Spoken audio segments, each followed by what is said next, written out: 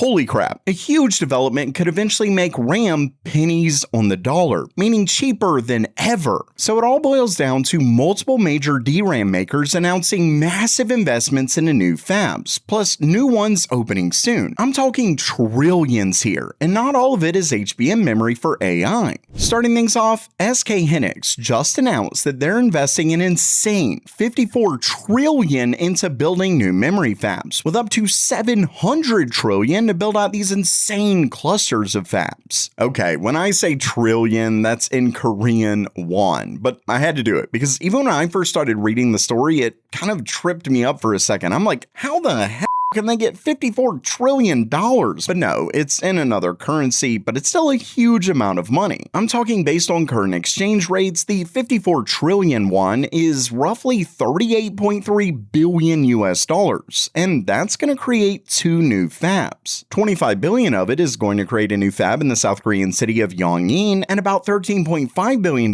is going for a fab in Chungju, South Korea. But that isn't all. The new Yongin factory, called Y2, is actually the second of 4 gigantic fabs SK Hynix plans to build there. Its first one, Y1, is already under construction, and SK Hynix recently moved the opening of its first clean room up to February 2027. Plus, SK Hynix has another new factory in Chungju called M15X, where equipment installation has already begun, with operations expecting to start this year. And then we get to what might be the even bigger threat to high RAM prices, CXMT. But before I get to that, you may not have to wait for these new facilities to open because I'm giving away this Trident Z5 Neo DDR5 6400 kit to one lucky winner in celebration of my brand new newsletter, Meld Bytes. Just sign up for free at meldbytes.com and you'll get weekly PC hardware news, industry insights, and a chance to win the memory kit. Now, you do have the option to financially support the newsletter, and I truly appreciate everyone who does. Some of you have, and no joke, I'm like a kid with candy every time I see a new one.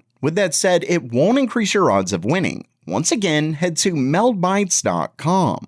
Now back to the story. According to a brand new report from Reuters, China's largest DRAM maker is now considering building another 12-inch DRAM fab in Beijing. And this is on top of a huge expansion that's already underway. Right now, CXMT reportedly operates 3 DRAM fabs capable of producing around 300,000 wafers per month combined. But with new facilities being built in Beijing, Hefei, and Shanghai, Reuters says that the company could eventually more than double its production to over 600,000 wafers every month. And one of CXMT's new facilities is expected to begin installing equipment this year, with production targeted for 2027. That's important because CXMT is increasingly competing in the exact kind of conventional DRAM used in PCs. So now you have SK Hynix spending tens of billions of dollars expanding memory production, while CXMT is potentially doubling its own output at the same time. And this is where things could get crazy. See, memory is an incredibly cyclical business. Shortages happen, prices explode, and manufacturers respond by building a ridiculous amount of new capacity. But those fabs take years to finish. So if all of this new production comes online right as AI demand finally stops growing at an insane rate, suddenly the industry could have the opposite problem: way too much memory. Inventories build, manufacturers start fighting for buyers, and prices can absolutely collapse. So after spending hundreds of billions on RAM today, we could eventually reach the point where memory companies practically can't give the stuff away fast enough.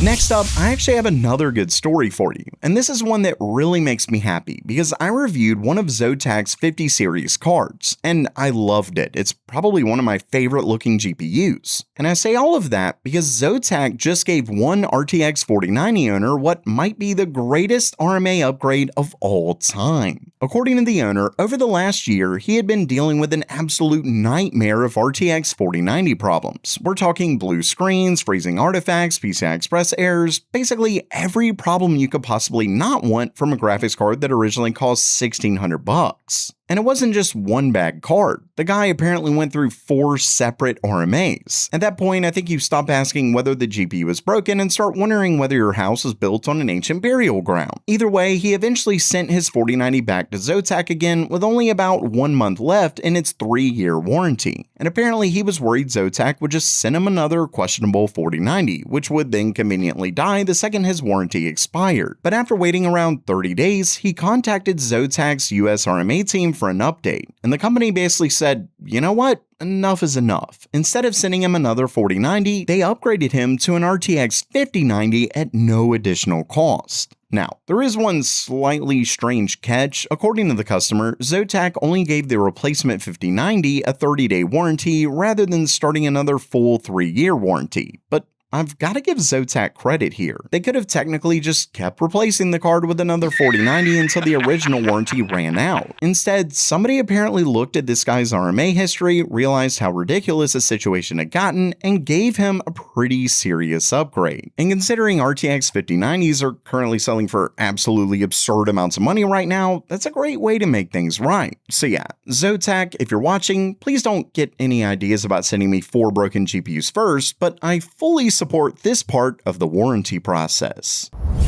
So, do you remember just a few months ago when Microsoft did one of the most tone-deaf things I think I've ever seen a major company do, where they published a support document that recommended 32 gigs of RAM as the quote, no worries upgrade for Windows 11. Now, let's be honest, that actually is true. The problem, of course, was timing. With that said, Microsoft shortly pulled that just a few days later, but they're now pulling other articles that recommend 32 gigs of memory for gaming. And when I first saw this, I thought it was a bit absurd. I mean, people get upset when they do it and then upset when they take it down. But when we look closer, it's more of the reason they likely decided to take it down now.